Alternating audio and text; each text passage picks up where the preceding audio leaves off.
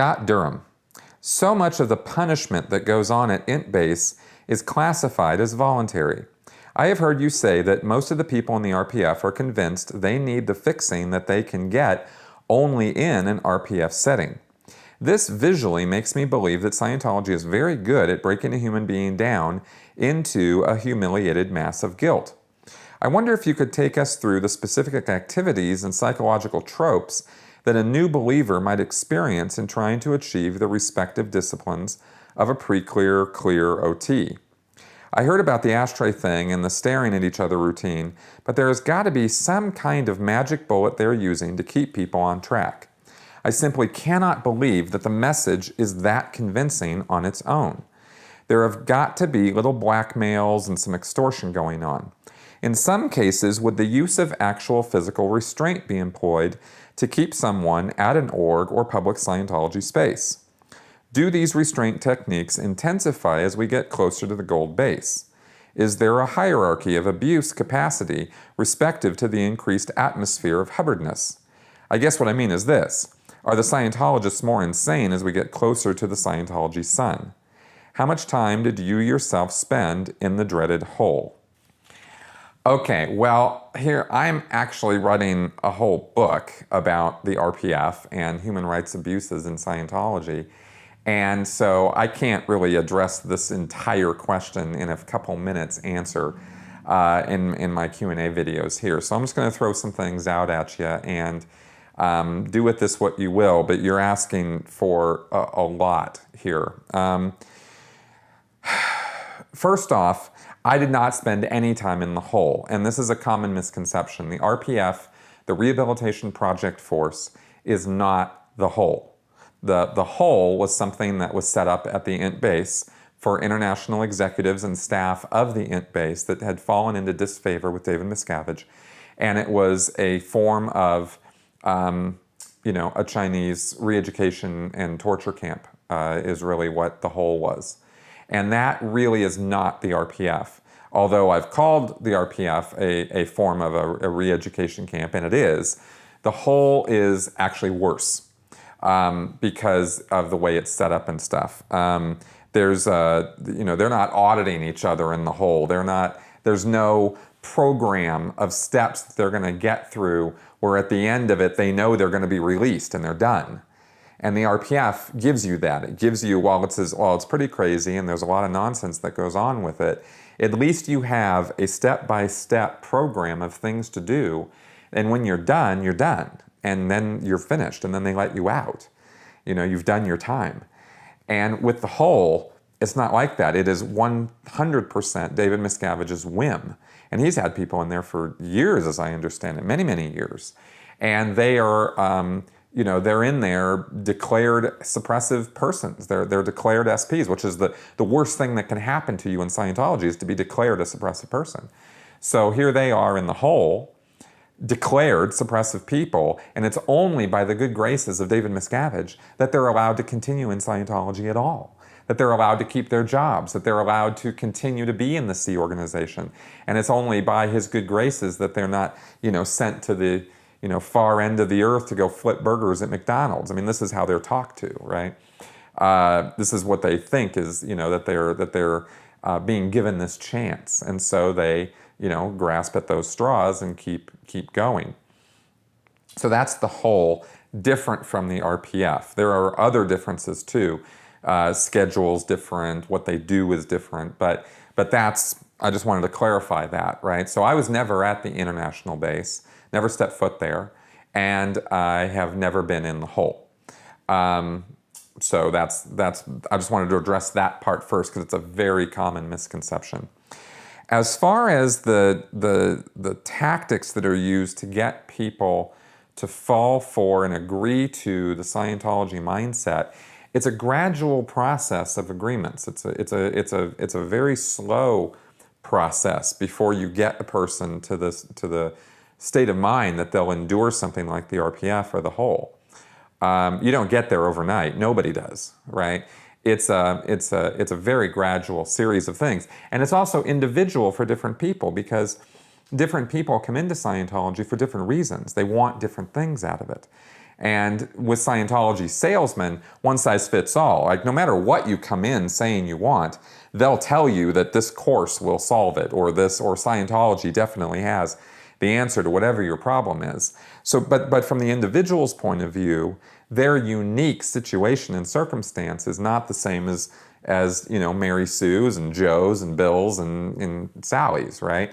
So from the way they see it and the way they're talked to and their own experience is unique to them.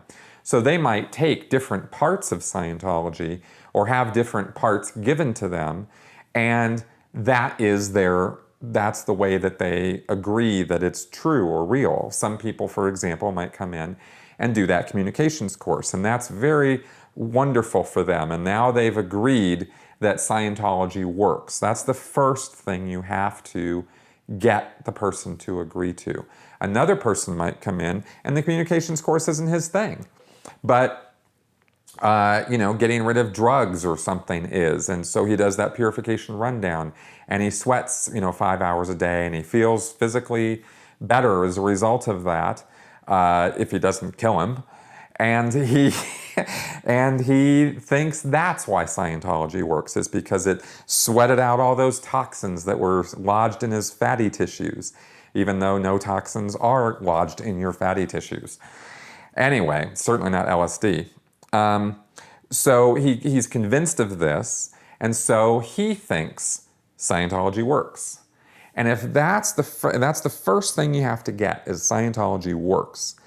And once the person has really accepted that is true, then all of Hubbard's promises and all the things that Scientologists and staff around him are telling him about Scientology take on it's a new level of acceptance of all of that stuff. Whereas when he was out on the street, not having come into Scientology, if they had told him that he could attain the state of clear and never have to, have thoughts and voices rattling around in his head anymore, he could just clearly think without, in concepts, without having to use words and things like that. This is the sort of things I heard over the years. If somebody told him that, well, on the first day, he might be really skeptical of that. He might be like, come on, dude, you're talking nonsense. But after he's accepted that Scientology works, now the possibility of that being true is amped up, and he's more willing to accept something like that, right? And he continues to do Scientology, and he gets these little gains, because most of the gains of Scientology are at the lowest levels, because that's where they really need to get you to a point where you're going to keep going. And the only reason anybody keeps going in Scientology is because they've gotten some kind of gains out of it. They've experienced some kind of subjective personal win or gain, and they want more of that. And the more of that they get, the more sure they are it works, and the more willing they are to put up with the increasing amount of restrictive thought control and action control that occurs on Scientologists. Where, for example, you ask about, are they physically restrained? Well, no, nobody's tying up Scientologists, right? I've never seen that. But they do get to a point where, in the Sea Organization, for example, or some staff members will get to the point where they will buy into the idea of what's called an interiorization rundown. Or sorry, not an interiorization rundown, introspection rundown, where somebody goes a little wacko and they have to be kept under watch, right? And somebody has to watch them, and they watch them by keeping them in a room, right?